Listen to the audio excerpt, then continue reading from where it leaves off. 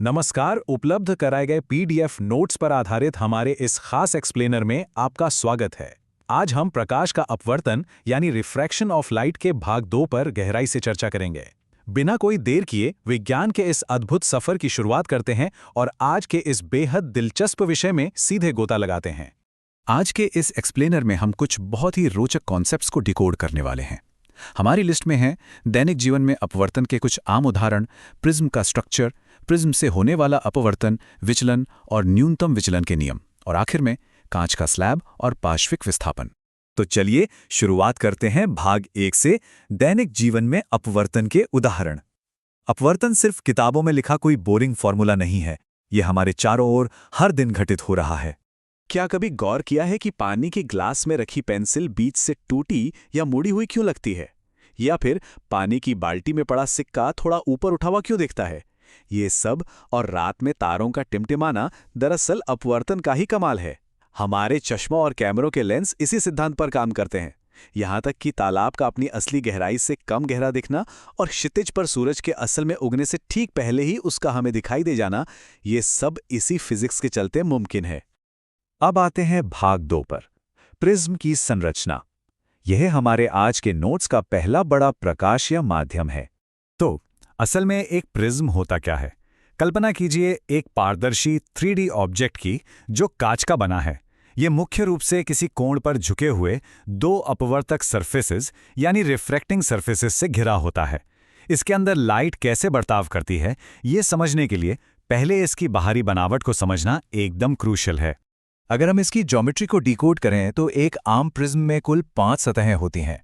इनमें से 3 सतहें आयताकार यानी रेक्टेंगुलर होती हैं और 2 त्रिभुजाकार यानी ट्रायंगुलर होती हैं। इसके अलावा इसमें कुल 9 किनारे और 6 शीर्ष यानी वर्टिसेस होते हैं। यही सटीक बनावट ही इसके जादू की चाबी है।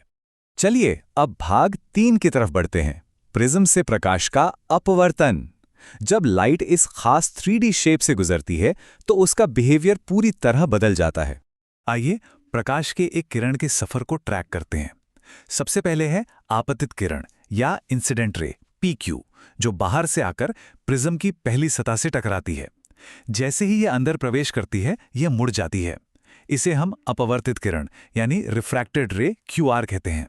और फिर अपनी यात्रा पूरी करके जो किरण प्रिज्म की दूसरी तरफ से बाहर निकलती है वो है हमारी निर्गत किरण या इमर्जेंट रे RS। इस पूरे सेटअप में ऊपर की तरफ एक बहुत ही खास एंगल बनता है। प्रिज्म की 2 अपवर्तक सतहों AB और AC के ठीक बीच बनने वाले इस कोण को प्रिज्म कोण कहा जाता है।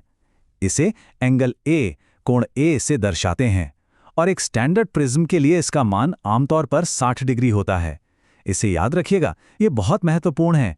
किरण के इस सफर में 2 और अहम कोण हैं। पहला है आपतन कोण एंगल I, जो शुरुआत में आपतित किरण और सतह के अभिलंब यानी नॉर्मल के बीच बनता है। और दूसरा है सफर के अंत में बनने वाला निर्गत कोण एंगल E, जो बाहर निकलने वाली किरण और उस सतह के नॉर्मल के बीच बनता है। लाइट की एंट्री और एग्जिट इन्हीं 2 एंगल्स पर निर्भर करती है। अब पहुंचते हैं भाग 4 पर, विचलन और न्यूनतम विचलन। ये मापना बहुत जरूरी है कि लाइट अपने ओरिजिनल रास्ते से आखिर कितना भटकी है। यहां हमारा पूरा focus angle delta log D पर होना चाहिए। इसे ही विचलन कोण कहते हैं। जरा सोचिए, अगर बीच में प्रिज्म ना होता तो किरण बिल्कुल सीधी निकल जाती, लेकिन अब वो मुड़कर कहीं और जा रही है। किरण के उस ओरिजिनल सीधे रास्ते और बाहर निकलने वाले नए रास्ते के बीच जो कोण बनता है वही विचलन कोण है। ये हमें एग्जैक्टली बताता है कि लाइट अपने रास्ते से कितना भटक गई है। लेकिन यहां एक बहुत ही कमाल की, लगभग जादुई स्थिति बनती है, जिसे हम न्यूनतम विचलन या मिनिमम डेविएशन कहते हैं। ये तब होता है जब एंट्री वाला आपतन कोण और एग्जिट वाला निर्गत कोण बिल्कुल एक दूसरे के बराबर हो जाते हैं। इस परफेक्ट सिमेट्री के समय प्रकाश किरण का भटकाव सबसे कम होता है ना कमाल की बात? चलिए अब भाग 5 में एक अलग ही प्रकाशीय माध्यम की बात करते हैं, कांच का स्लैब और पार्श्विक विस्थापन। हम इसकी तुलना प्रिज्म से करेंगे। जहां प्रिज्म प्रकाश की किरण को एक एंगल पर मोड़ देता है, वहीं एक आयताकार कांच के स्लैब में कहानी बिल्कुल अलग होती है। यहां प्रवेश करने वाली किरण और अंत में बाहर निकलने वाली किरण एक दूसरे के बिल्कुल समानांतर यानी पैरेलल हो जाती हैं। वो एक ही दिशा में चलती हैं। दिशा भले ही समान हो, लेकिन किरण अपनी जगह से थोड़ी शिफ्ट जरूर हो जाती है। इस शिफ्टिंग को ही पार्श्विक विस्थापन या लैटरल डिस्प्लेसमेंट कहते हैं, जिसे अक्सर डी से दिखाया जाता है। आसान भाषा में कहें तो ये आपतित किरण के सीधे रास्ते और बाहर निकलने वाली निर्गत किरण के बीच की एक परपेंडिकुलर यानी लंबवत दूरी है। यह भौतिकी का एक बड़ा ही सीधा सा नियम काम करता है। रूल ये है कि इस कांच के स्लैब की मोटाई जैसे जैसे बढ़ाई जाएगी, ये पार्श्विक विस्थापन डी भी उसी के हिसाब से बढ़ता जाएगा। इसका मतलब है कि स्लैब जितना ज्यादा मोटा होगा, प्रकाश की किरण अपने ओरिजिनल रास्ते से उतनी ही ज्यादा दूरी पर खिसक जाएगी। इस एक्सप्लेनर को खत्म करने से पहले जरा इस सवाल पर सोचिए। हमने देखा कि कांच के स्लैब की मोटाई बढ़ाने से उसका पार्श्विक विस्थापन बढ़ जाता है। तो अगर हम उसी लॉजिक से प्रिज्म के प्रिज्म कोण में बदलाव करें, तो उसके विचलन कोण पर क्या असर होगा? ये एक ऐसा सवाल है जो इन दोनों माध्यमों के पीछे की पूरी फिजिक्स को जोड़ता है। इस पर जरूर विचार कीजिएगा।